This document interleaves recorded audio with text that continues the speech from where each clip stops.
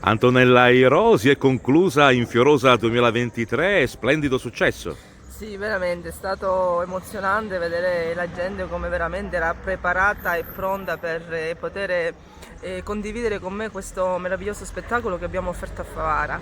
Vedere le piazze piene per 2 serate così è stato veramente emozionante. Beh, a consuntivo, qual è il tuo pensiero?